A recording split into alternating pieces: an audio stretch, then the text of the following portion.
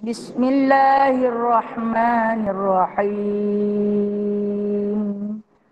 Alhamdulillahi rabbil alamin. Ar-Rahmanir-Rahim. Maliki yaumiddin.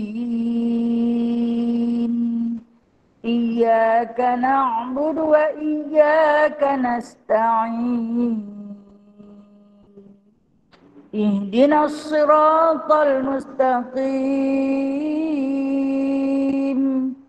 Siratal ladzina an'amta 'alaihim ghairil maghdubi 'alaihim waladdallin.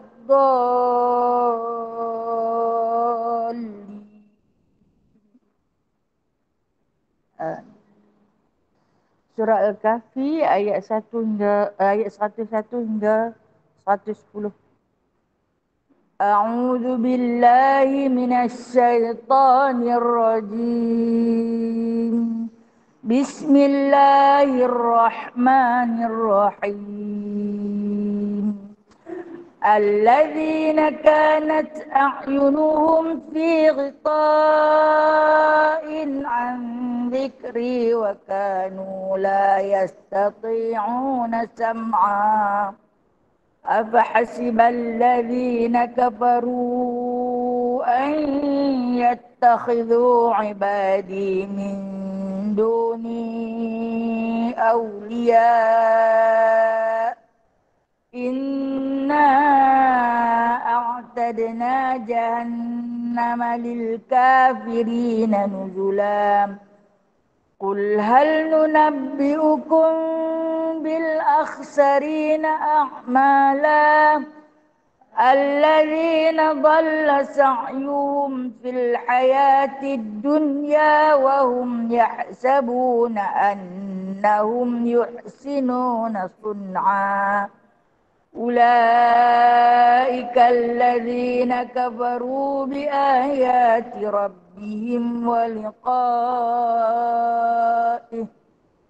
فحبطت أعمالهم فلا نقيم لهم يوم القيامة وزنا ذلك جزاؤهم جهنم بما كفروا واتخذوا آياتي ورسلي هزوا إن الذين آمنوا وعملوا الصالحات كانت لهم جنات الفردوس نزلا خالدين فيها لا يبغون عنها حولا قل لو كان البحر مدادا لكلمات ربي لنفد البحر قبل أن تنفد كلمات ربي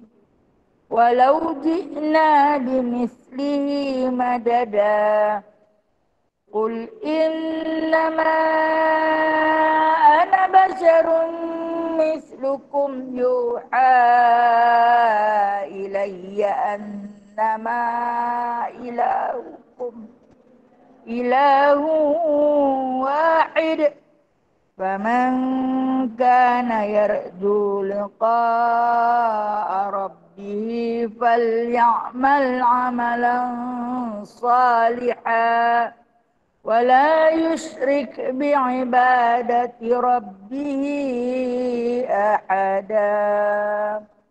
Selawat Anwar. Allahumma salli wa sallim ala nuril anwar wa sirril asrar والدرياق الأغيار ومفتاح باب اليسار سيدنا ومولانا محمد المختار وآله الأطهار وأصحاب الأخيار عدد نعم الله وإفضاله اللهم صل وسلم على نور الأنوار وسر الأسرار والترياق الأغيار ومفتاح باب اليسار سيدنا ومولانا محمد المختار وآله الأطهار وأصحابه الأخيار عدد نعم الله وإفضاله اللهم صل وسلم على نور الأنوار وسر الأسرار والترياق الأغيار ومفتاح باب اليسار سيدنا ومولانا محمد المختار وآله الأطهار وأصحابه الأخيار عدد نعم الله وإفضاله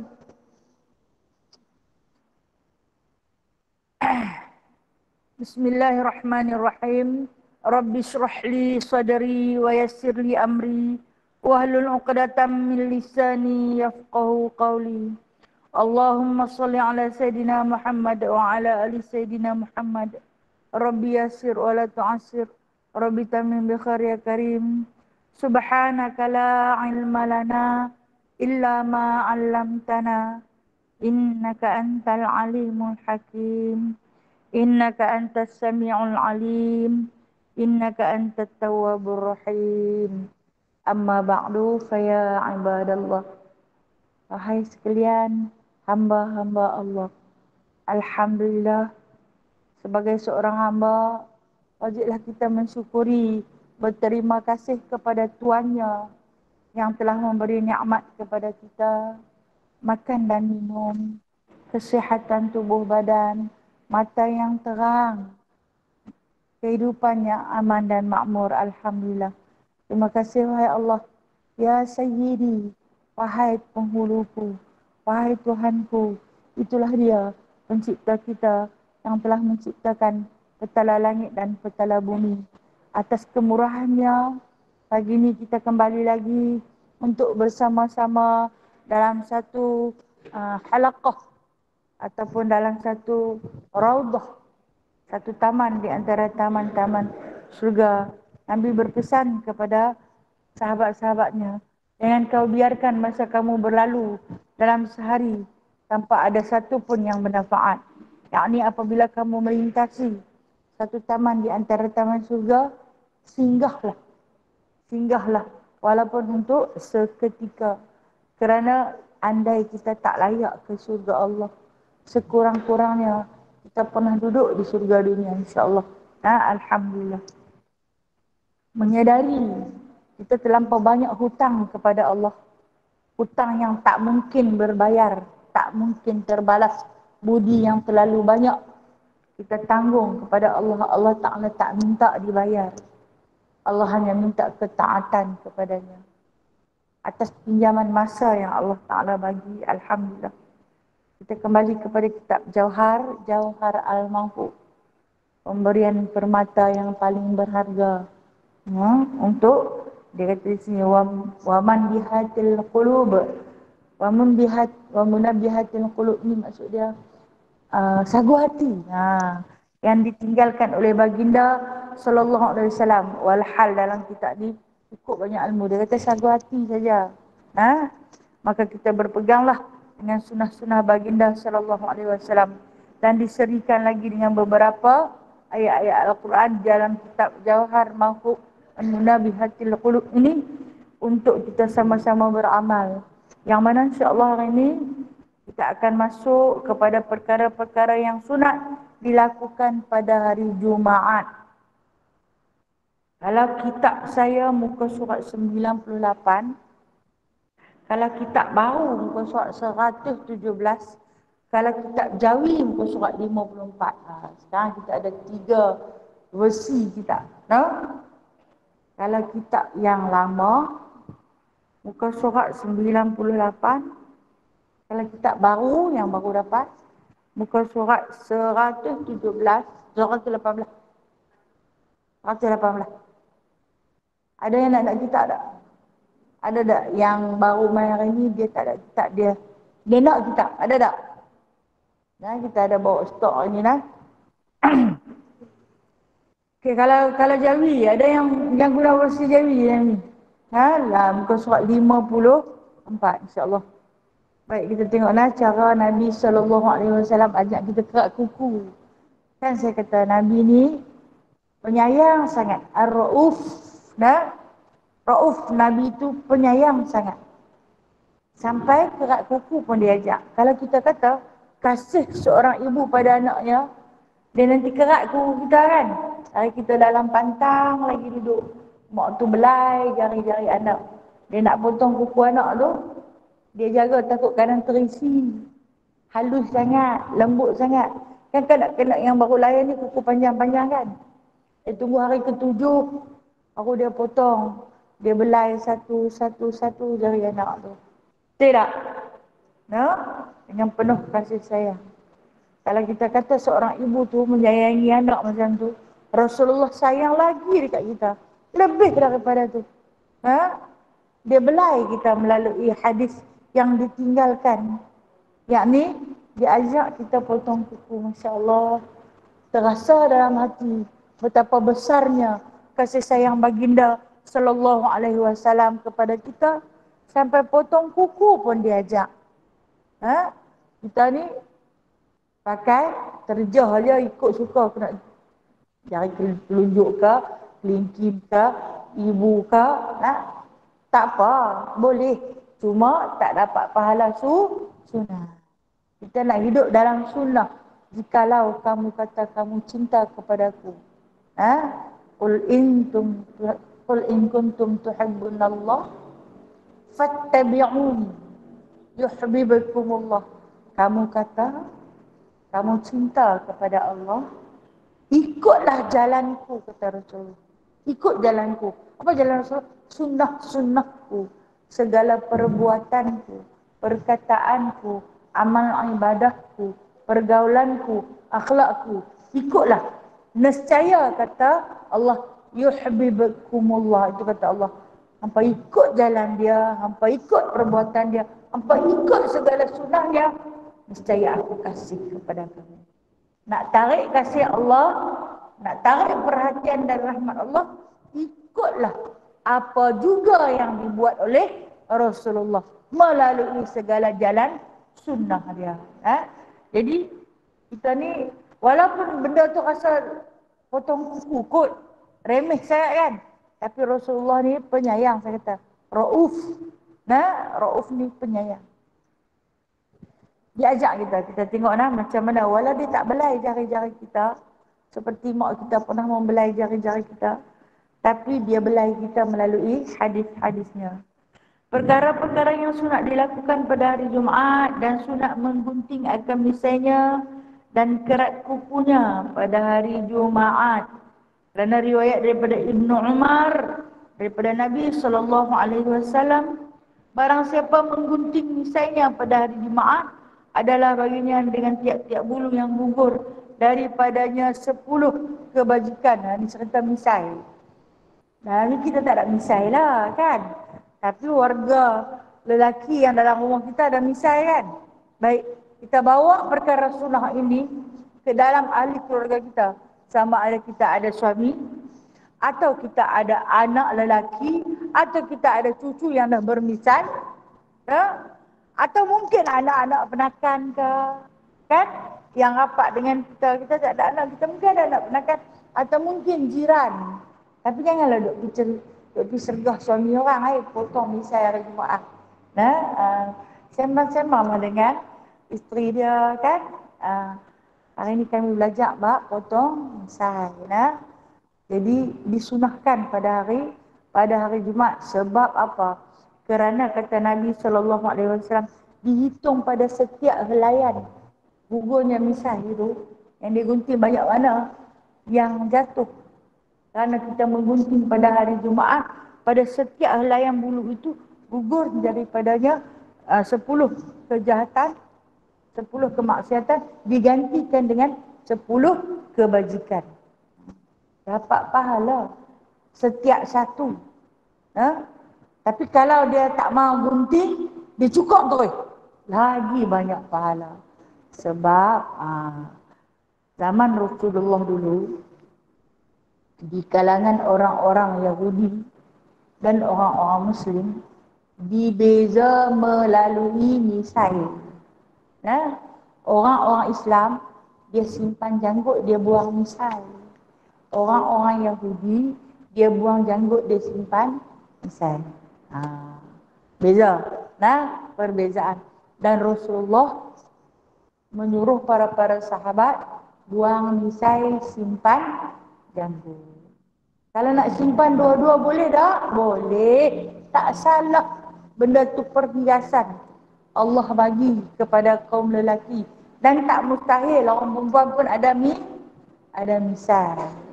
Balik pergi tengok dalam cermin, kalau nampak misai, cukup minggu depan dia naik lagi kasak. Dia naik lagi kasak. Lepas tu lama-lama berkeritam, jadi susah pula kan. Fitrah kehidupan kita sebagai hamba Allah. Allah bagi dekat perempuan tu licin. Walaupun berjerawat, tapi dia bagi licin, tak ada lah bau berjambang.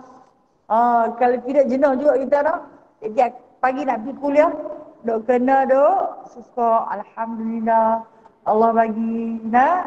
Masya Allah, indah kejadian Allah tu, kan? Kemudian dia suruh pula orang perempuan tu tutup kepala dia. Jadi tak nampaklah bahagian pada bulu dia sama ada lebat ke, caroi ke, merah ke, kuning ke, biru ke. Dia bagi pula sunnah kepada lelaki. Sunnah untuk inaikan janggutnya. Misal dia tak sebut sebab para sahabat Nabi SAW, mereka hanya ada janggut, tidak ada misai. Kalau ada misai, sunat kena jaga. Misai tak sunat simpan. Tapi kalau ada misai, sunat kena jaga. Orang kita hari ni dia tak faham. Dia tak jaga janggut. Dia jaga misai. Janggut dia buang. Misai dia jaga. Dia terik misai je lah. Dia duduk jaga misai. Janggut dia buang. Itu cara penjagaan muka oleh orang-orang Yahudi. Orang Yahudi. Dan begitu juga dengan musyrikin Quraisy. Mereka tak jaga janggut, mereka jaga misai. Okey, kita kena perbetul pula dekat lelaki kita ni. Kerana misai ada, janggut tak mah. Itu janggut pun carui-carui. Carui pun ada pahala sunnahnya.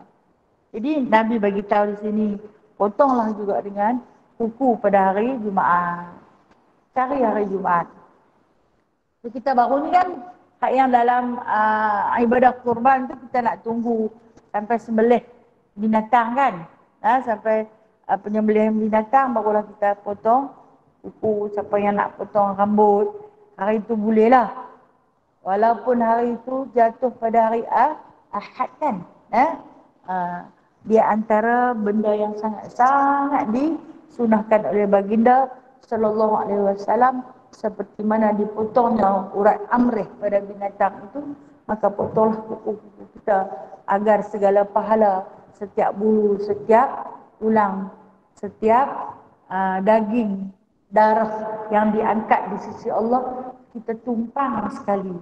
Tumpang apa? Kirimlah kuku-kuku kita walaupun dia jatuh ke bumi. Dan riwayat daripada Aqmashi, daripada Mujahid Aqmashi ni di antara wali Allah dia ambil daripada mana? Dia ambil daripada Mujahid, katanya telah lambat datang Jibril alaihi salam atas Nabi sallallahu alaihi wasallam. Kemudian datang ia akan dia, maka sabdanya, apa yang menahankan dikau ya Jibril? Katanya, dan betapa aku datang akan kamu dan kamu tiada kerat kuku kamu dan tiada mengambil akan kamu bulu misai kamu dan tiada membasuh akan jari kamu dan tiada bersuci kamu. Kemudian membaca ia, wa ma natanazzalu illa bi amri rabbik. Yakni dan tiada kami turun melainkan dengan suruh Tuhanmu. Okey, ini satu riwayat daripada Aqmashi. Aqmashi ambil daripada Mujahid. Dia katanya satu ketika Rasulullah menanti kedatangan Jibril. Yang ni hari Jumaat lah. Tunggu tak turun sampai Jumaat depan. Tak turun juga sampai Jumaat depan. Rasulullah yang kenapa hari itu? Kali ni Jibril lambat hadir. Tak turun-turun. Rasulullah ni, dia susah hati kalau Jibril lambat. Malah dia tertanya-tanya, dia marah ke dekat aku? Adakah sesuatu perkara yang aku buat dia tak senang? Macam kita lah, kita duk biasa kawan baik, hari-hari jumpa dia, hari sembang, tiba-tiba dia senyap lama, tak mai ke rumah, tak telefon, tak WhatsApp, tak apa pun. Dia ni marah tak pasal apa? Macam Rasulullah dia tak ada telefon, nak telefon dulu lah. Dia duduk tunggu kenapa lah Jibril lama tak mai. Dia nak pergi tak boleh dah. Jadi bila Jibril datang, satu ketikanya dia tanya, pasal apa lambat, awak lama sangat tak mai ni? Amboi lama tak tengok, itu bahasa kita nah. Amboi lama tak tengok, di mana, merajuk ke, marah ke, apakah? Yang ditanya oleh baginda sallallahu alaihi wasallam. Jadi apa jawab Jibril? Dia kata, tak mai, dia kata, tak kerak kuku. Tak kerak kuku. Kemudian tak ambil misai, maksud dia tak gunting misai, tak cukur misai. Kemudian tak basuh jari-jari kamu. Lepas tu kata Rasulullah, aku buat semua pekerjaan. Sahabat-sahabat, para sahabat ada yang tak buat. Jadi Jibril ni dia malaikat. Malaikat itu diciptakan daripada nur, yakni cahaya. Cahaya ni bersih, suci bersih. Sampai sinar lah punya bersih. Tak ada kekotoran. Jadi dia tak mau ada kekotoran pada tempat yang dia nak turun pergi tu.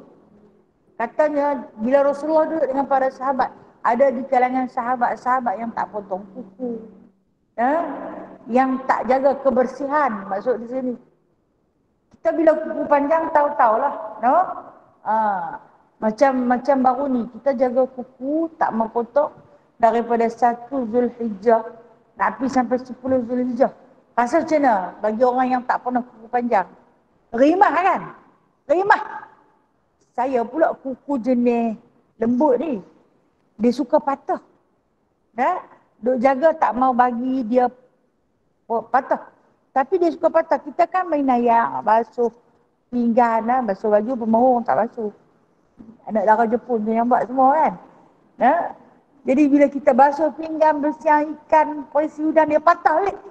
Sementara nak pergi hari ke-10 tu, tengok-tengok berkekodok dah. Mana pergi pahala aku adalah tu Allah kira lah. Sebab dia yang menciptakan aku. Kuku saya memang lembut dah. Saya nanti boleh kopek dengan tangan je, tak payah guna pisau dah.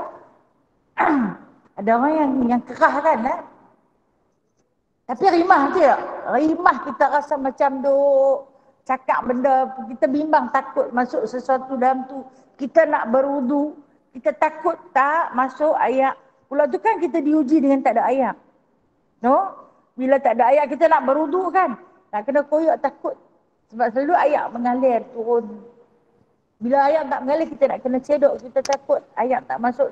Dah kuku panjang kan. Mula kita dah rasa rimah. Tapi bagi orang yang duk belah kuku sampai bergelung-gelung panjang tu, dia tak ada masalah. Dia tak ada masalah kan. Bahkan dia mengkotorkan jejari dia, dia bubuh pula cat. No? Tak payahlah, no? Tak payahlah kita ni. Alhamdulillah. Ini kalau kata dalam kitab Daqaiqul Akhbar dia kata, kuku adalah di antara pakaian syurga yang Allah tinggalkan kepada Sayyidatina Hawa. Dan kenangan untuk Sayyidina Adam alaihi salam. Setelah dilucutkan seluruh pakaian pada badan kerana memakan buah khuldi, maka Allah Ta'ala tinggalkan kuku. Kenang-kenangan, kata Allah, kalau hang ingat dekat syurga, hang terkenang dekat syurga, kata Allah kepada Nabi Adam alaihi salam, lihatlah pada kuku. Kuku ini adalah pakaian syurga yang Allah Ta'ala tinggalkan. Sebab apa? Dia berganti. Dia berganti, betul tak? Kita potong, dia naik balik. Kita potong, dia naik balik. Kita potong, dia naik balik. Cuba potong jari. Naik balik tak? Potong jari tak naik? Macam itulah pakaian syurga nanti. Buka selai ada selai. Buka selai ada selai. Buka selai ada selai. Buka dia bukan buka beli basuh. Buka buang terus. Rupanya ada dah lain. Buka. Ada dah lain. Tak payah nak cari 2-3 biji almari. Kan kita nak pergi mana-mana buka almari ni. Baju mana aku nak pakai. Cari. Habis cari baju, buka pula. Cari tudung pula. Betul tak? Cari stokin, cari stogan, cari segala. Kan? Cari anak tudung yang suka hilang tu kan? Itu kita. Pakaian dunia. Tapi pakaian syurga tak payah. Masya Allah. Buka ada. Dia ganti lain. Dia ganti sendiri. Maka Allah Ta'ala tinggalkan kenang-kenangan pada kuku. Sebab tu Nabi Allah Adam AS apabila merindui baginda sallallahu alaihi wasallam, aku dengar nama Muhammad, bahkan perkahwinan Nabi Adam AS bermaharkan selawat ke atas Nabi. Jadi dia kata, Nabi Muhammad ni ada dah siapa makhluk ni. Allah Ta'ala kata, satukan kedua-dua jari kamu, lihatlah pada kuku, akan kugambarkan wajah Muhammad yang sebenar. Dia pun sambungkan kedua-dua ibu jari dia ni. Dia nampaklah kuku kita kan cermin. Di situ digambarkan wajah Nabi SAW. Maka mengucuklah Sayyidina Adam AS kedua-dua belah kuku tersebut, lalu disapu pada mata. Ingat apa jangan duk kutuk kuku. Tak elok lagu mana pun jangan kata dekat dia. Rupanya dia kenang-kenangan daripada Allah. Pakaian syurga ibarat macam itulah. Sentiasa bertukar. Potong sat lagi naik balik. Potong sat lagi naik balik. Jangan pula belah bagi panjang-panjang yang dipakai syurga ni, jangan duk buang. Dah perumpamaan yang Allah Ta'ala nak bagi tahu kepada kita. Dan kemudian kalau kita tengok situ, dan tiada membasuh akan jari kamu. Okey. Apa maksud tiada membasuh akan jari kamu? Di dalam bab sunat-sunat uduk. Dia bukan rukun sunat uduk. Kita disunatkan basuh tangan dulu kan? Perkara sunat uduk, yakni membasuh tangan. Hak yang wajib uduk, tangan sampai siku tangan sampai siku. Tapi kalau sunat uduk, kita basuh tangan. Okey, baik. Setiap kali kita beruduk, kita basuh hujung jari. Kalau Rasulullah diajak pergelangan tangan, Rasulullah basuh tangan tak banyak ayak guna. Kita terlampau banyak. Kalau kata botol mineral ni, kalau Rasulullah beruduk boleh pakai 3-4 orang. Kita baru ni ayak tak ada, punya susah hati lah. Nak basuh kencing setimba. Saya cerita nak mandi. Bagi tak ada ayak pada muka hamba. Orang kata boleh jimat pula. Pandai pula dia jimat. Dia boleh basuh. Dia boleh beruduk. Mandi piramli lah. Basuh-basuh apa yang boleh saja. Tapi tak tahu lah kot. Batu Mur ni ada ayak bukit ke? Ada. Tak ada. Batu Mur tak ada ayak bukit. Kok lah. Belakang-belakang ada sungai. Ada. Oh, Masya Allah. Allah pemurah kan. Dia bagi. Dia bagi. Ada ayak telaga. Jadilah keroh-keroh pun. Masya Allah. Tu Allah Ta'ala kata, kalau aku tak turunkan air dari langit, matilah apa. Dia kata, kami tak harap ayat daripada langit, kami harap ayat daripada paip. Punca daripada langit lah yang kita tak ada ayat ni. Tidak? Jangan takabur, no. Jangan takabur, hampanya hampa senang. Sebab pusing kepala paip, turun main ayat jernih. Hampa tak tahu aku yang buat turun main daripada sana, no. Apa pun kembali pada Allah, dah. Cari kepada Allah. Jadi dia suruh kita basuh jari, basuh tangan. Kenapa? Okey, baik. Ini kalau kata daripada saintifik ya. Kita ni, bila kita nak tidur, kita beruduk, dia suruh sangat-sangat. Rasulullah suruh sungguh-sungguh. Walhal zaman Rasulullah mana ada paip dalam rumah, tak ada ayat pun. Ayat sikit. Tapi baginda tak pernah tak beruduk ketika nak tidur. Membasuh kedua-dua tangan kamu. Sunat tu kan. Dia bagi sejuk hujung-hujung jari kita. Kita ni rupanya bila nak tidur, bila hujung-hujung jari tu sejuk, kena ayat uduk, dia akan masuk sampai ke dalam rongga-rongga dalaman. Kalau panas sangat, beruduklah. Panas sangat. Tak tahu nak buat macam mana, kadang-kadang malam tidur hangat sangat tu, beruduklah. Tapi jadikan amalan. Jangan tidur selagi tidak beruduk. Pesan dekat anak-anak kita, dulu mak-mak kita ada pesan, basuh kaki, nak tidur, basuh kaki. Dia suruh basuh kaki. Dia tak tahu, dia pun jahil, no? Tulang tidur tak basuh kaki, mimpi macam-macam. Walhal tak beruduk, no?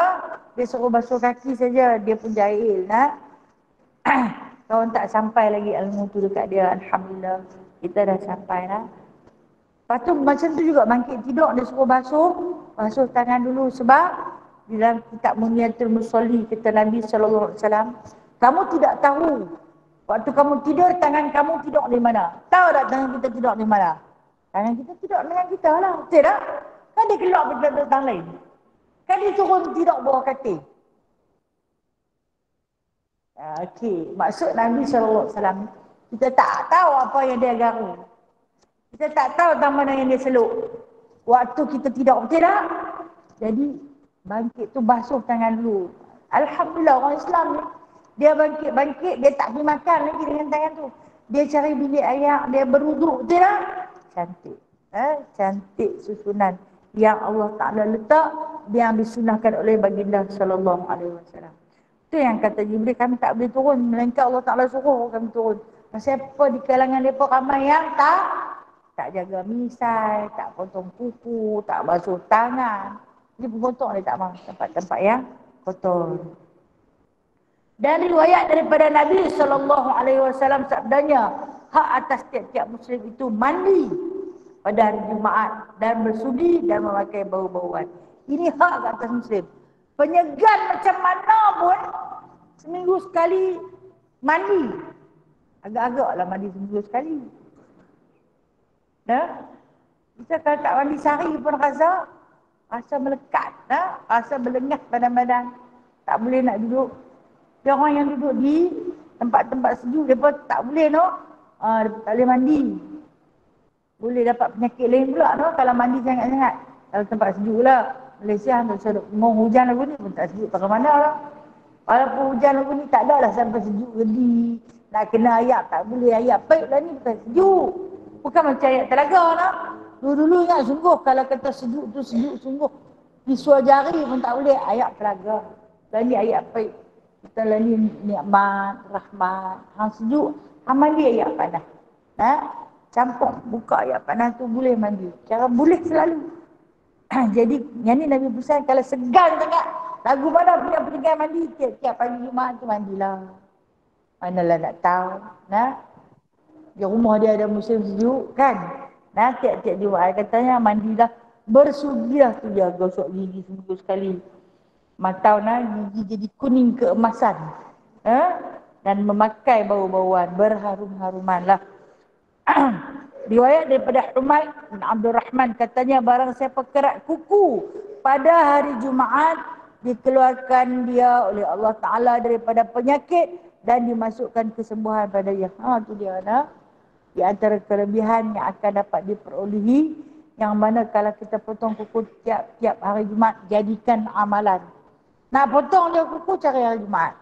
Nah, jadi kalau kita buat cukup seminggu, eloklah tu kita potong pula. Nah, kalau nak potong malam ni boleh dah. Nah, tapi potong kuku malam mewarisi ciri-ciri kepapaan. Ada setengah orang dia tak kisah pun, siang ke malam ke, jadi time tu aku jumpa menyepit kuku. Kadang-kadang hilang menyepit kuku di rumah ni pun. Kalau orang duduk seorang mungkin tak hilang tu. Kalau duduk ramai-ramai lah, kita simpan time tu, saat lagi mereka ambil, mereka tak simpan, mereka pergi letak tang lain. Jadi kita main nak potong kuku tak ada apa, aku ni nak aku tak ada apa, gigit boleh dah. Boleh dah gigit kuku. Dah orang jenis kuku sampai sengit-sengit ni, kuku kodok-kodok je. Hobi dia gigit kuku. Makruh lah. Makruh gigit kuku. Pasal apa tau? Gigit kuku ini amalan ahli neraka. No? Ahli neraka apabila diberi kerehatan daripada siksaan. Ketika mana dia pernah rehat waktu Rasulullah ziarah. Apa? Rasulullah ziarah dia, Rasulullah nak pergi tengok dalam neraka. Ada tak di kalangan umat dia. Terhenti seketika siksaan. Ahli neraka buat apa? Junjung tangan dan gigit kuku. Gigit kuku. Itu amalan ahli neraka. Di antara 3 amalan ahli neraka apabila dihentikan azab, dia buat 3 benda. Gigit kuku, junjung tangan, cekak pinggang. No? 3 benda tu kalau boleh jangan buat. Tapi orang perempuan ni, dia cekak pinggang tu gila tau. Masa sebelah tangan dia kacau penduk, cek, automatik. Sebelah tangan dia tak lagu tu kan, dia tak lagu ni ya. Dia tak, mungkinlah tongkat dia kan sebab sebelah tangan dia kacau, automatik tangan dia terangkat. Okay, dia antara yang makruh, perbuatan makruh dilakukan dengan sengaja. Dengan sengaja. Junjung tangan, gigit kuku dan cekak pinggang. Cobalah. Itu adalah cara orang ahli neraka berehat. Junjung tangan ni ada yang junjung dua-dua belah tangan, ataupun orang yang tidur suka letak dua-dua tangan di atas kepala. Ada orang yang pasien tidur dia suka angkat, dia baru dia rasa lega kan. Okey, ataupun budak-budak ke suka letak tangan atas kepala ni sambil jalan. Kita bagi teguran lah. Gigit kuku. Orang tua-tua ni bagi gigit kuku lagi kan. Gigi tak kuat dah kuku apa no. Tapi kalau ada, awak tak ada orang jenis. Dia suka sangat gigit kuku. Sampai dah habis kuku dia, isi tepi-tepi tu pun dia bagi. Sampai saya ingat dia ranting-ranting kita tengok, dia tu memang asyik sungguh. Dia sedap sungguh gigit kuku Amalan ahli neraka. Kalau buat dosa tak berdosa. Tak berdosa, macam makan sambil belacang je lah. Tapi tak usah buat lah. Gunting pun banyak, gunting pun boleh. Ada orang yang dia tak boleh guna penepik tu, dia guna gunting, dan dia tak kerti guna gunting, dia guna pisau pelik pada berani dia tu dia bagi dengan pisau pelik tu, baru dia kata sedap. Kita kalau bagi dengan pisau pelik, dia bagi dengan jari-jari lagi untuk pisau pelik. Pelik tu orang sebut pisau apa? Bahasa kampung kan, pisau pelik tu. Pisau cukur. Okey. Dan pada satu riwayat aman daripada penyakit juzam. Apa dia penyakit juzam ni? Kusta. Kusta ni dia makan isi Dia makan isi, dia makan tulang. Penyakit kusta di antara penyakit yang paling ditakuti oleh baginda sallallahu alaihi wasallam. Dia lebih dahsyat daripada Covid Kusta ni dia makan isi sampai jatuh bertaburan. Penyakit ni dia memang jangkit, alhamdulillah. Bila dia naik tu melembung-lembung, kemudian dia akan makan isi kulit-kulit muka, dia akan berparut huduf macam hantu. Juzam. Jadikan amalan potong kuku hari Jumaat. Bila tua-tua mergatra kita baru nak beramal, bolehkah? Boleh, tak terlambat lagi. Dan daripada khabar bahawasanya Nabi SAW diwaktukan pada tiap-tiap 40 hari, dicukurkan bulu hari-hari, dan pada tiap-tiap Jumaat kerat kuku. Itu amalan Rasulullah. Bulu hari-hari dicukur pada setiap 40 hari sekali. Itu pada hari Jumaat. Dan begitu juga kuku bukan 40 hari sekali. Setiap hari Jumaat. Bayangkan kalau kata 40 hari sekali baru kerat kuku pakai. Jin pun ada di bawah kuku tu. Baik, dia ajak kita cara mengerat kuku. Dan sabda Nabi SAW, barang siapa berkehendak bahawa diamankan dia daripada papa dan mengadu hal daripada sakit mata dan baros. Baros ni tahu apa dia? Selaput. Dan gila. Maka hendaklah dikerat kuku dengan menyelang-nyelangi jarinya, iaitu pada tangan kanan atau tertib huruf khawabis. Maka, cara Rasulullah ajak kita kerat kuku. Kalaulah kita hendak, kita mahu bahawasanya kita dijauhkan, diamankan ni, bolehlah kat situ dijauhkan daripada papa kedana. Apa maksud papa kedana ni? Dalam rumah sebiji berat pun tak ada. Sebutir garam pun tak ada. Miskin sangat kalau orang tak ada garam, tak ada beras. Orang paling miskin lah. Tadi abang aku nak makan di rumah. Beras sebiji pun tak ada. Garam apa pun tak ada. Orang itulah paling miskin. Kalau ada beras dengan garam boleh hidup dah. Jika tak ada papa, ini maksud papa. Tak ada apa tak makan. Jadi dia kata, begitu juga daripada sakit mata dan selaput. Selaput mata yang boleh mengelamkan terus akhirnya butanya, dan penyakit gila, hendaklah dikerat kuku menyelang-nyelangi. Dia suruh selang. Menyelang-nyelangi atau pada tangan kanan, bermula daripada tangan kanan dengan tertib huruf khawabis. Tak kita tengok. Apa dia dikatakan tertib huruf khawabis? Kha. Kan nak ijah khawabis tu dimulakan dengan kha. Diisyaratkan kepada khinsir. Yang ni jari ni yang khinsir. Bahasa Arab. Okey. Jari ni yang khinsir. Iaitu jari kelingking. Ini permulaannya. Yang tangan kanan dimulakan dengan jari kelingking. Kha. Khinsir. Kemudian dia kata, dan waw wusta. Kan khawabis. Khawa. Waw ni maksud dia wusta. Potong jari ni dulu, lepas tu potong jari ni. Kemudian alif ibham diisyaratkan kepada ibu jari. Ibu jari. Mula tangan kanan kelingking, khinsir, wusta, ibham, dan kemudian diikuti dengan ba, isyarat ba pula kepada binsir. Binsir ni jari manis, begitu diakhiri dengan sin, isyarat kepada sababah. Ini jari telunjuk. Khawabis. Singkatan nak bagi kita ingat. Lagilah tak ingat, tu bahasa Arab tu. Jari ni, kemudian jari ni, kemudian jari ni, kemudian jari ni, kemudian jari ni. Senang kan? Tangan kanan dahulu.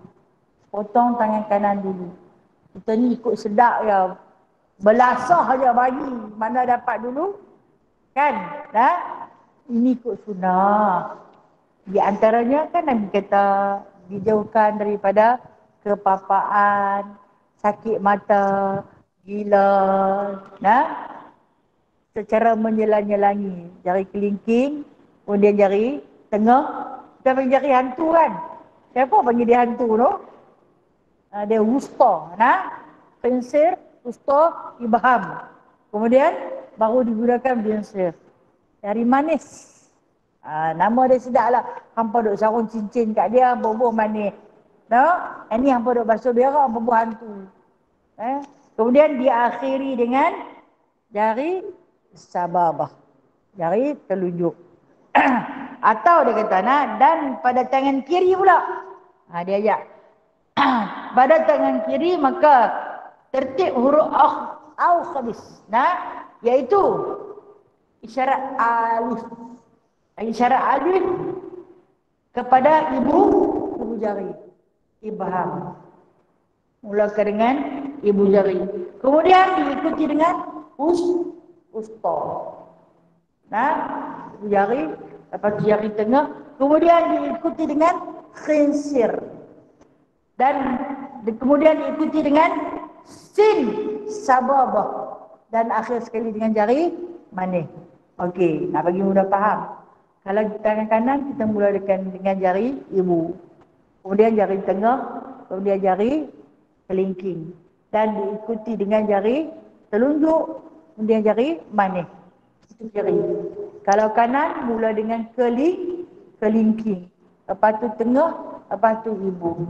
Lepas tu dimulakan dengan manik, diakhiri dengan sababah, telunjuk. Kalau kiri, mula yang ini dulu. Mula yang ini dulu, ke mana pun ini tak nombor 2. Ini nombor 3, nombor 4, nombor 5. Selang-selang, tahu kan? Tak tahu lah saat lagi lepas tutup kitab ni lupa pula. Buka kitab. Tak nak potong kuku. Bila kita jadikan amalan, benda tu jadi mudah. Ingat. Dan ada pun pada kaki, tengok. Sayangnya Rasulullah dekat kita tu, dia ajak potong kuku kaki pula dah. Dan ada pun pada kaki, maka dimulai daripada kelingking kaki kanan. Kelingking kita kalau saya potong kuku, saya akan potong hak ibu tu dulu. Saya tu besar. Hak yang halus tu tak ada kuku dah. Kecil sangat. Badan besar, jari halus. Kuku tak ada dah. Dimulai dengan tengok jari kelingking kanan. Disudahi daripada kelingking kiri. Dia main. Start daripada kelingking kanan jari kaki. Dia darat disudahi dengan kelingking kiri. Kaki tak susah. Kalau orang badan besar lagu saya susah potong kuku kaki lah. Kolong kita tak kena dikodong, tak kena. Tak sampai. Tak sampai memotong juga. Kadang tak tengok pun dah bagi. Terisi datang berdarah je. Padan dengan muka orang sampai semua besar sangat kan. Dan kepada jari kelingking kiri atas tertib aturan segala jarinya. Tak susah untuk kiri-kiri. Dan kafiat ini mengatakan dia oleh Ibnu Ar-Rifa'ah. Cara ni Ibnu Ar-Rifa'ah yang telah menghasilkan, dia ajak kita macam mana Rasulullah buat. Pada satu kaifiat lagi, apanya adalah lagi satu cara. Dimulai pada kerat kuku dua tangan dengan telunjuk tangan kanan. Satu kaifiat lagi, satu cara lagi, dimulai dengan dua tangan, telunjuk tangan kanan. Mula dengan telunjuk dulu. Telunjuk tangan kanan. Lepas tu, kalau kiri pun telunjuk juga. Kemudian diikuti dengan jari tengah. Lepas telunjuk tengah. Kemudian jari manis. Kemudian kelingking. Last sekali ibu. Begitu juga. Kelingking balik. Kemudian jari manis. Kemudian jari tengah. Telunjuk itu ibu. Apabila satu kaifiat. Dia kata. Mulakan dengan yang ni. Yang ni. Kalau kanan yang ni. Yang ni. Last sekali. Kemudian kalau kiri dimulakan dengan yang ni last sekali. Jadi bolehlah saya kata kita ambil ayat yang awal tadi. Ayat yang Rasulullah kata secara selang menyelangi. Baru susah sikit. Cari hak susah-susah tu. Kau dapat pahala banyak. Kata Syekh Bajuri, kafiat ini mu'tamad. Ini kafiat ini mu'tamad. Maksud dia tak ada cara lain dah. Jangan duk pergi cari cara nak potong jari dulu. Dah mu'tamad dah. Selesai dah. Dan sabda Nabi SAW, barang siapa kerat kuku pada hari Sabtu dan hari Jumaat dan mengambil ia daripada misainya, diafiatkan dia daripada sakit gigi dan sakit mata. Jadikan amalan. Jangan hari ni sakit gigi, tak apa, saat ni aku nak potong kuku hari Jumaat. Tak boleh. Jadikan amalan. Apa pun kena jadikan kebiasaan. Kalau lah dah sakit baru nak makan ubat, macam doktor marah selalu. Tunggu sakit orang nak makan ubat. Dia kena merawat adalah, mencegah adalah lebih baik daripada merawat. Cegah faham tak? Apa dia ubat dia dia afiatkan daripada sakit gigi dan sakit mata. Okey, sakit mata ni kalau zaman-zaman Rasulullah dahulu, sakit mata ni adalah sakit yang paling dahsyat sehingga menyebabkan buta. Alhamdulillah kita ni dah moden ada ubat. Sebab waktu zaman Rasulullah dulu bila nak berubat mata kan di tempat yang sensitif. Kita tak boleh guna jenis sebarang jenis ubat dalam dia. Sebab tu Allah Ta'ala letakkan kelopak untuk berkejip. Kalau dia bagi kelopak tak berkejip tu, buta lama dah kita ni. Yang Allah bagi dekat kita ni. Kedipan mata tu sebenarnya dia menghasilkan air. Dia macam wiper ni. Kan kita naik kereta kalau hujan lebat, kena guna wiper kan. Itulah fungsi pelepuk mata. Tak usahlah duk komplain banyak-banyak. Awak lah sepek sangat. Awak pelepuk mata aku tak ada. Kan ada kalau orang mata sepek lagu saya ni tak ada pelepuk mata. Kira kalau bubuh air sudu tak nampak lah merah kuning hijau lampu isyarat atas tu. Alhamdulillah. Hang ada juga pelepuk mata. Kalau tak ada, buta lama dah. Kita kan kalau kita terkejut satu benda, kita terpejam mata dulu tidak? Kalau kita takut pun kita pejam mata. Nikmat pelepuk mata tu. Kemudian dia letak ayak pula. Ada ayak. Tak ada ayak macam mana dia nak jalan pelepuk tu. Dia lapis pula dengan bulu mata. Tak kira lah lentik ke tak lentik ke, panjang ke, pendek ke. Nikmat tu. Kita ni nikmat bulu mata pun lupa nak bersyukur. Allah terima kasihlah bagi aku bulu mata. Bulu mata macam tu buat apa? Dia cari ayah lentik tu. Jadi lagu macam dengan payung lagi punyalah. Sudah pakai lah lagu tu. Hukum dia tak ada apa dah. Haram menyambung bulu mata. Haram. Rambut palsu haram tak pakai? Haram lah. Pasal tunjuk rambut kalau ada, pakai rambut palsu. Tutup aurat. Dia tutup rambut dia buang rambut palsu ke atas. Haram tak? Tetap haram. Walaupun dia tak tunjuk rambut dia. Dia kata dia macam tutup aurat juga lah. Cuma dia tak bawa tudung tapi dia bawa rambut palsu. Haram. Sama banyak dosa dia dengan pakai tudung. Dan kata Ja'far radhiyallahu anhu, barang siapa kerat kukunya dan misalnya tiap-tiap hari Jumaat dan berkata ia pada ketika mengambilnya. Waktu dia nak potong Bismillahi wa billahi wa ala sunnati Muhammad wa ali Muhammad, dengan nama Allah, dengan pertolongan Allah, di atas sunnah Muhammad dan di atas keluarga Muhammad. Doa nak potong kuku yang diajar oleh Sayyidina Ja'far radhiyallahu anhu. Yani ketika mana kita hendak potong kuku, bacalah Bismillah wa billah wa ala sunnati Muhammad wa ali Muhammad. Bismillah wa billah wa ala sunnati Muhammad wa ali Muhammad. Nak potong kuku, Bismillah wa billah wa ala sunnati Muhammad wa ali Muhammad. Senang kan? Ingat dah. Ingatlah tahun ni lah. Apa tak apa, kita ada kitab kan. Balik saya pergi buka. Saat nak potong kuku aku. Nak potong kuku pun kena buka kitab. Masya Allah. Hidup berpandukan kepada sunnah. Hidup berpandukan kepada sunnah. Jadi kita ada amalan yang kita dapat hari ni untuk kita amal. Potong kuku secara berselang-selang. Secara berselang-selang. Nak beringat. Kemudian bacalah Bismillah wa billah ala sunnati Muhammad wa ali Muhammad. Ambil potonglah. Nak potong rambut. Kita orang perempuan tak potong misai kan. Pun nak potong rambut. Setengah orang rambut ni bila panjang dia gugur. Dia luruh. Ni dia potong. Lalu ni ada salon-salon muslimah kan. Apilah cari wanita-wanita Islam nak potong rambut kita, tak usah buat rambut kerinci lah, kadis duit je.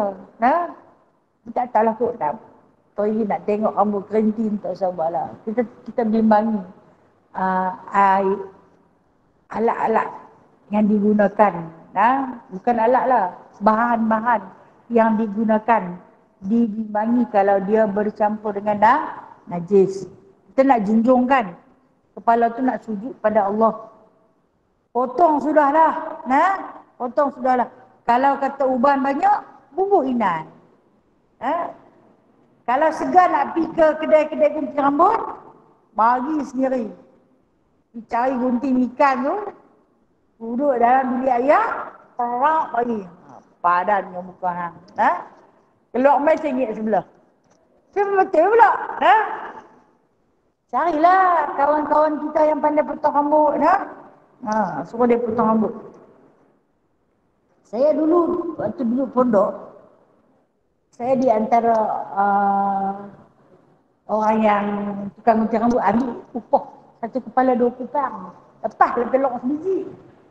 Ramai nanti adik-adik kakak-kakak las-las Tok Guru man. Tok Guru perempuan lah.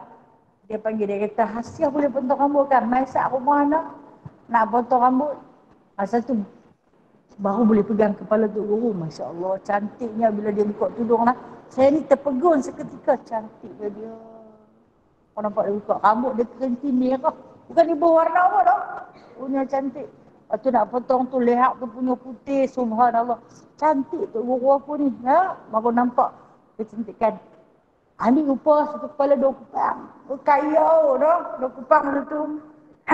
Lepas telur masa tu 15 dik kan. Dah ni isu telur mahal tu. Dia kata apa? Kalau tak mau makan telur mahal, tak usah makan telur.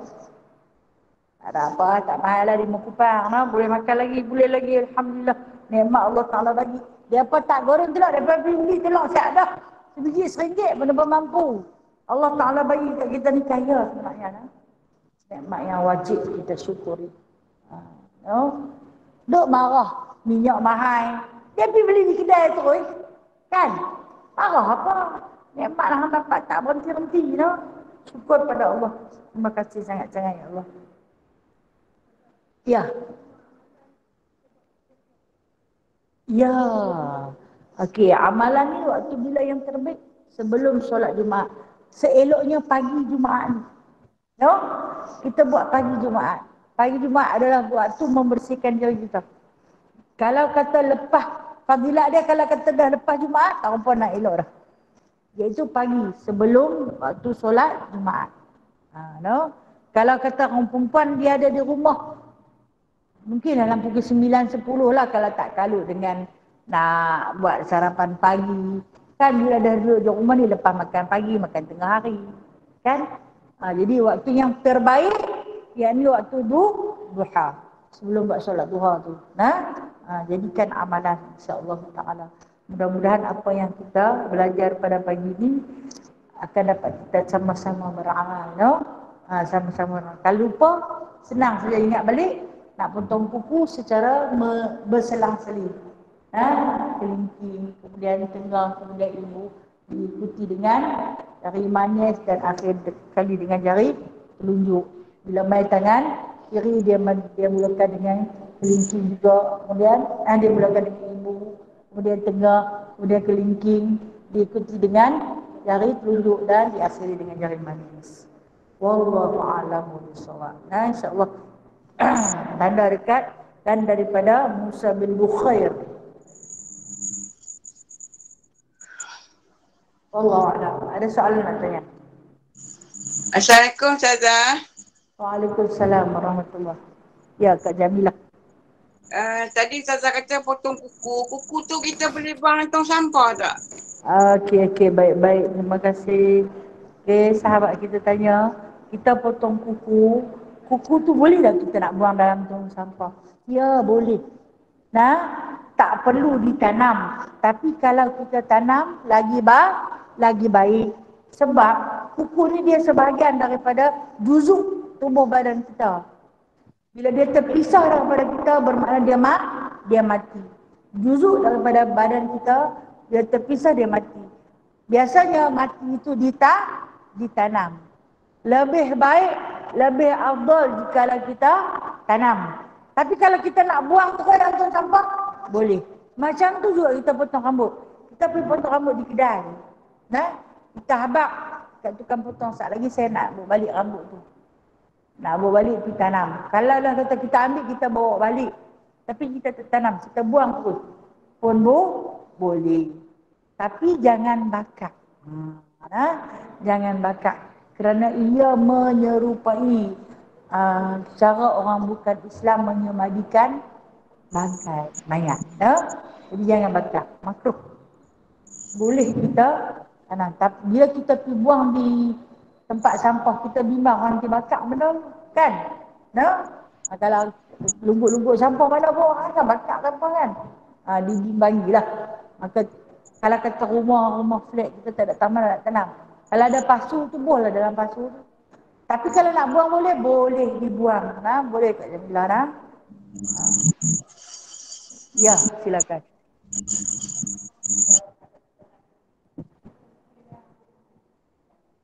Apa dia? Kuku-kuku dengan rambut?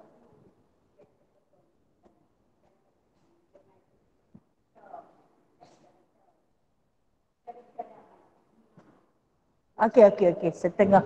Ada orang kata terima kasih.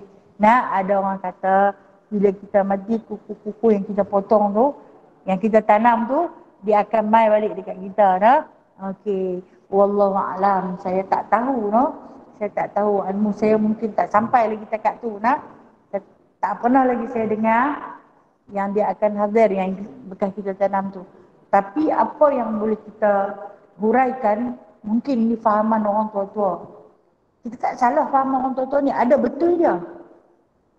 Dan Rasulullah sebut, bila kita mati, kalaulah kata jasad kita ni pernah dimakan oleh binatang, dia akan keluar pada mulut binatang tu untuk dia bercantum balik dengan kita. Di mana? Mahsyar nanti. Mahsyar nanti. Mungkin kita mati dimakan binatang buah, bukan seekor binatang, banyak pakat-pakat rambut. Dia akan keluar mai.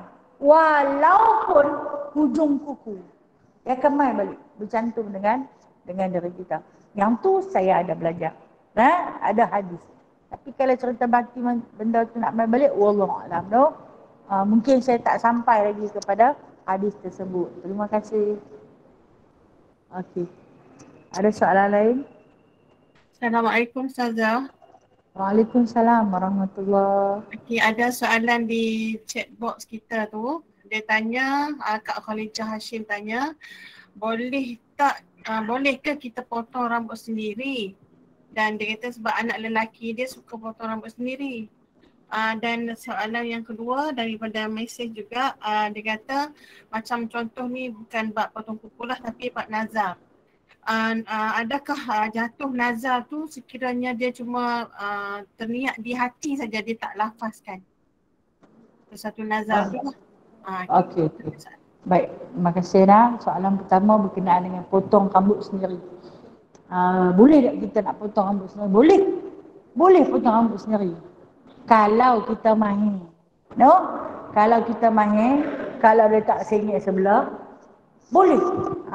Kan kalau yang orang dia pandai tu, dia ada cermin belakang, cermin depan. Sebenarnya kerja potong rambut sendiri ni saya lah. Yang gunting ikan tu pun saya lah. Kebagian gunting ikan je. Lepas tu simpoi. Kak kan tahu pun, dia pun tak pernah tahu rambut saya panjang mana. Adalah rumah tu dia tak pernah kisah pun. Boleh, harus. Soalan yang kedua berkenaan dengan nazar. Adakah dikatakan nazar, dia tak lafaz ke mulut, tapi dia niat di hati. Okey, baik. Nazar ini ialah satu perkara yang kita niat di hati dengan satu kata-kata, kalaulah aku sekian, aku nak buat sekian. Itu dah nazar. Ataupun kalau dia lintah di hati saja, macam ni. Ingat nak buat kenduri lah. Ingat nak buat kenduri lah. Kalau aku dapat dah benda ni nak buat kenduri. Itu nazar. Itu nazar. Dia main. Kalaulah aku, dia tak lepas pun, dia sorang-sorang saja. Dia ingat di hati. Kalau aku dapat duit ni nanti, aku nak buat begini. Itu nazar. Walaupun tak keluar lafaznya melalui mulut, dia dah ada dalam hati dia. Tambah hai pula kalau dia sebut aku bernazar. Aku bernazar. Lagilah. Lagilah. Tapi kalau dia saja-saja. Kalau dapat benda tu baguslah, nanti kita buat gini-gini dah. Itu dah. Kalau baik sakit ni betul-betul punya baik, aku nak puasa 3 hari. Itu nazar. Dia seorang-seorang aja. Siapa pun tak tahu. Kalaulah aku jadi orang kaya. Kalau aku jadi orang kaya, aku nak belanja 2-3 kampung makan hari-hari. Itu pembohong. Yang tu pembohong. Okey. Niat ni yang disebut apa beza antara niat dengan nazar? Kedua-duanya adalah sama. Dua-dua dah sama. Nazar tu mungkin kita lafaz melalui mulut, kita rasa nazar dah. Tapi hak yang lintasan di hati tu, Allah Ta'ala pegang pada ni, pada niat. Katakanlah hang baik, hang nak buat macam ni. Tapi nazar tidak boleh diguna pakai apabila kita bernazar di atas perkara yang wajib. Aku bernazar, kalaulah aku dapat sekian-sekian, aku nak sembahyang 5 waktu. Terpakai tak nazar tu? Nazar tu tak terpakai, nazar tu kena bayar denda. Sebab kita tak boleh bernazar atas perkara yang memang dah wajib. Aku bernazar tahun ni aku nak puasa Ramadan penuh. Tak boleh. Sebab benda yang dah wajib. Kalau kata kita berniat, kita tak, aku tak nazar, berniat saja. Berniat tu nazar. Baik Zina. Terima kasih Ustazah. Ya, sama-sama kasih. Ya.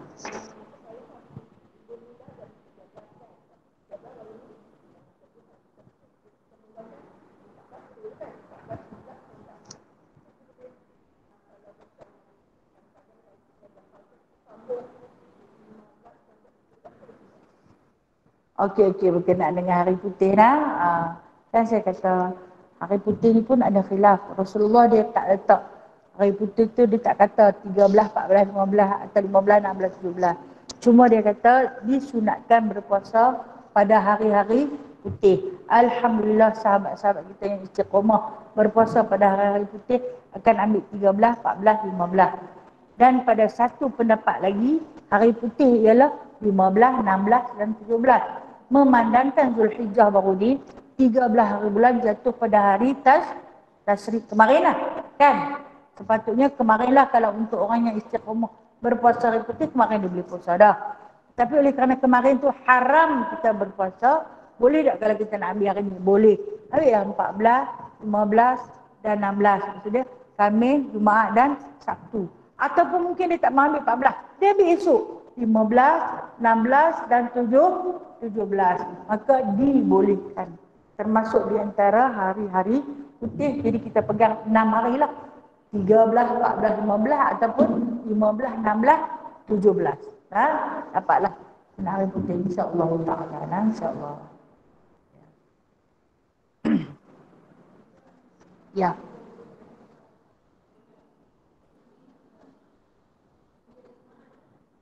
Apa dia? Ya, mandi sunat Jumaat.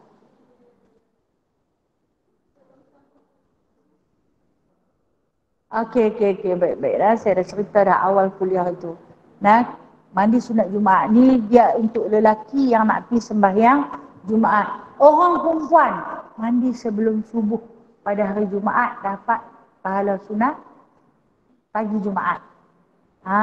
Orang perempuan dia tak sunat mandi pasal dia tak kena pergi sembahyang Jumaat. Jadi waktu bila dia nak ambil sunat hari Jumaat ni, mandi sebelum subuh. Waktu kita nak sembahyang subuh tu, sunat, dapat pahala sunat Jumaat. Mandi macam mana? Macam mandi wajib. Basahkan daripada hujung rambut sampai ke hujung kaki. Dapat pahala setiap helaian bulu yang terdapat pada badan kita akan gugur. Dosa-dosa kita digantikan dengan pahala. InsyaAllah ta'ala. Orang lelaki sunat dia waktu dia nak keluar pergi sembahyang Jumaat. Orang perempuan, yang ni sebelum waktu subuh. Kita dapat pahala mandi sunat Jumaat. Wallahu a'lam. Ya?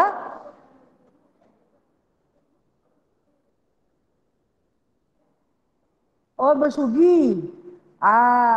Sunat-sunat kita berwuduk berkena sugi dulu. Baru kita mulakan dengan berwuduk. Tapi terlupa. Last kali wuduk baru kita bersugi. Itu katanya, okey boleh. Boleh tak? Dibolehkan. Habis nak?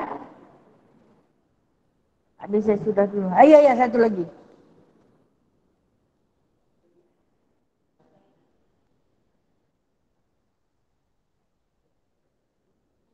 Okey.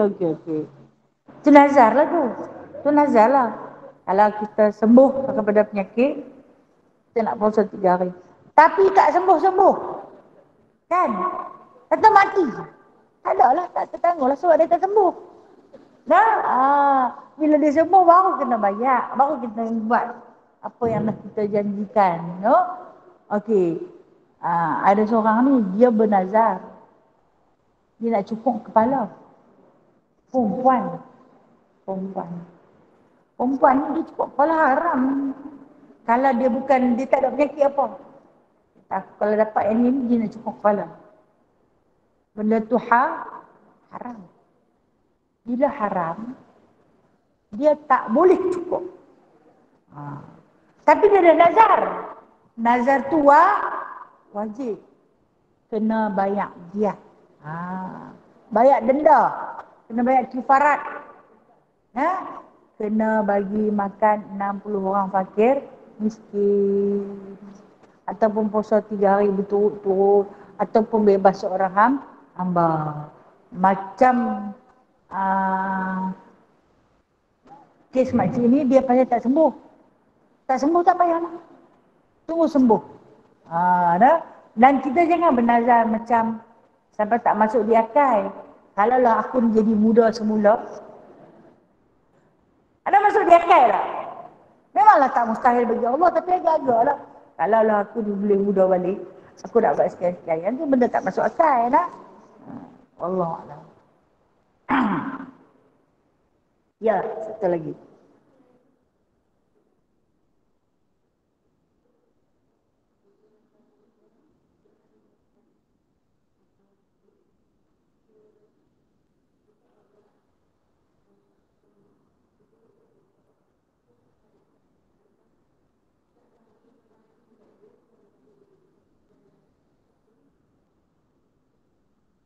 Itu dia kata sebenarnya dia menghina Islam, no?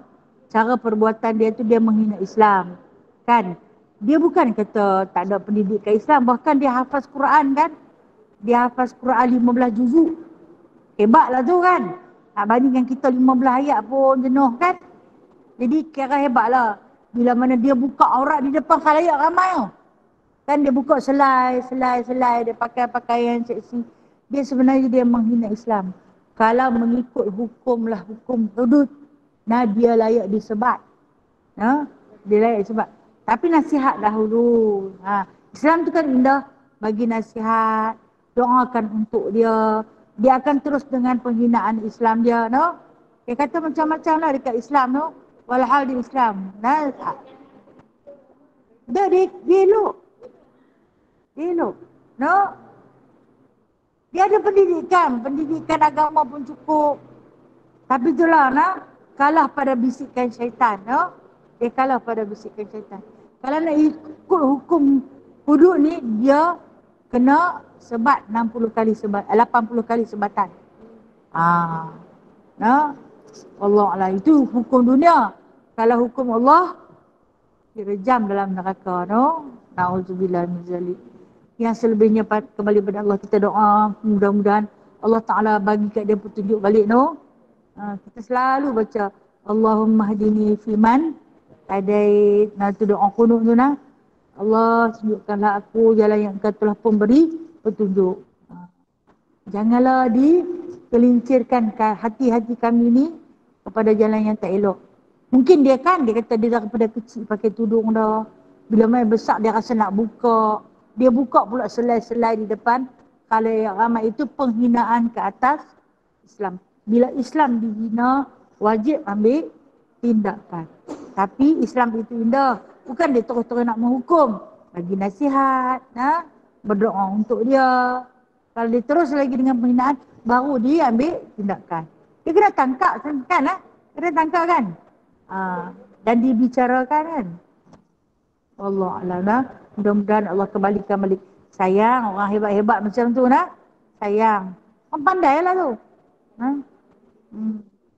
Iblis yang paling pandai tu pun, yang paling bijak di antara di kalangan para malaikat paling pandai pun, kerana takabur ke neraka tempatnya. Contoh kita yang tak pandai ni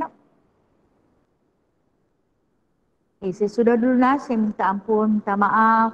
Yang baik itu milik Allah, yang sempurna, yang indah itu Allah punya. Yang pincang, yang cacat celah itu adalah daripada diri saya sendiri. A'udzubillahi minasyaitonirrajim. Bismillahirrahmanirrahim. Alhamdulillahirabbil alamin. Hamdan katsira, hamdan yuwafi ni'amahu wa yukafi'u mazidah. Ya Rabbana lakal hamdu kama yanbaghi li jalali wajhikal karim wa 'azimi sultanik. Allahumma inna nas'aluka 'ilman nafi'a wa nas'aluka qalban khashi'a wa nas'aluka dinan qayyima wa nas'aluka al-'afiyata min kulli baliyah wa nas'aluka tamamal ghina 'anil nas wa hab lana haqiqatal iman bika hatta la nakhafa wa la narju ghayraka wa la na'budu syai'an siwak waj'al yadaka mabsutatan 'alaina wa 'ala ahlina wa auladina wa man ma'ana birahmatik. Allahumma rabbana la tuzigh qulubana ba'da idh hadaitana wa hab lana min ladunka rahmah innaka antal wahhab. Allahumma rabbana atina fid dunya hasanah wa fil akhirati hasanah wa qina adzaban nar wa adkhilna jannata ma'al abrar ya aziz ya ghafar ya rabbal alamin. Wa sallallahu ala sayyidina Muhammadin walhamdulillahi rabbil alamin. Taqabbalallahu minkum, taqabbal ya karim. Sallallahu